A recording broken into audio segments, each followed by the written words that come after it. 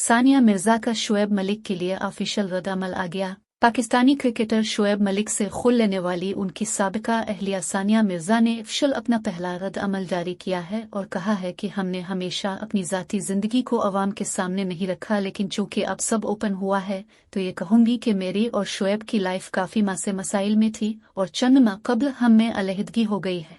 सानिया मिर्जा का पहला रद्द-अमल आ गया, दूसरी शादी का इशारा। शुएब मलिक की ये तीसरी शादी। शुएब मलिक के लिए कहूँगी कि इसके लिए नेक ख्वाहिशात हैं।